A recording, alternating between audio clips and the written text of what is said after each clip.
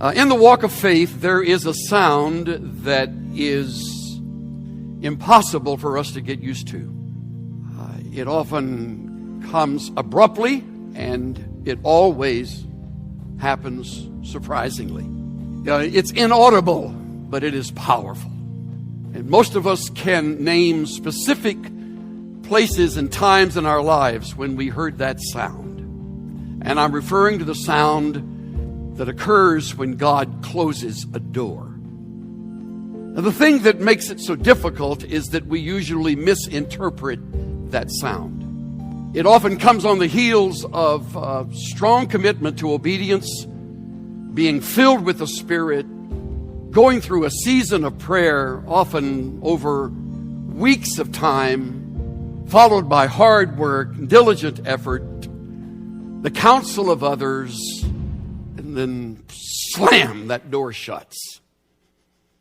And to make it even more difficult is that following the closing of the door, there is silence. Deafening silence. God's silence. Where are you, God? Times like that, we are humbly reminded that He is the potter and we are the clay. He is the master and we are the servant. We say we willingly bow before Him, that He is our God and He is our guide, O great Jehovah. I'm just a pilgrim in a barren land. And I'm moving toward the goal of honoring you and serving you. And now this. To make it even more difficult, God does not tell us why. Certainly not then. God rarely, if ever, explains why.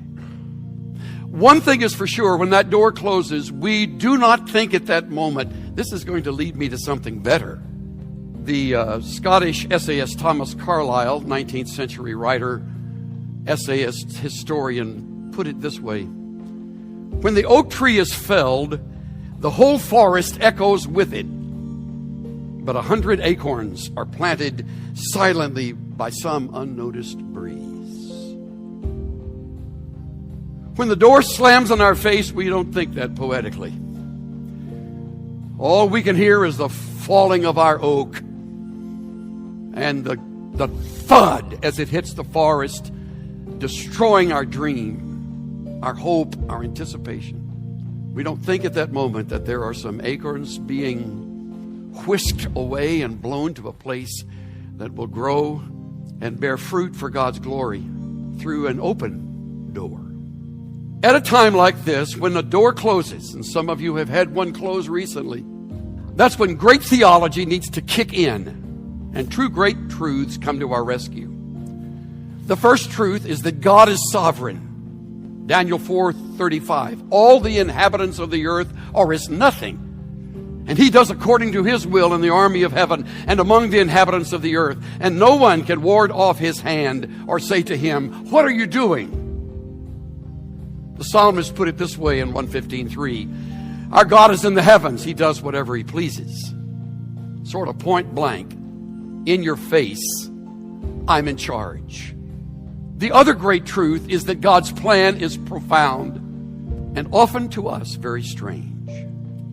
Revelation 3:7 tells us He is the one who opens and no one closes. He closes and no one opens. And there's no explanation following that statement.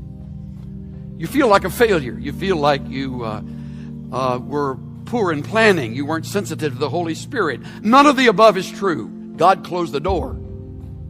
But we're not ready to understand closed doors. We like open doors, especially when we're not told why they closed. Remember, God is sovereign and God's plan is profound and often so strange. Get on past the closed doors. There's something great to be reaped by going to the open ones. Since God is sovereign, He is in full control on both sides of any door. Being in full control, God takes full responsibility for the results. The closing of a good opportunity occurs in order to lead us to an even better one. Not until you walk through the open door and look back do you realize the necessity of the other doors being closed. I have no idea what closed doors you are living with. For all I know, you are going through self-loathing and blame. Or even worse, you may be blaming someone else because a door closed. Because I don't know which one to speak to directly, I speak to all of you and say, let it be. Let the oak fall. Let the acorns scatter.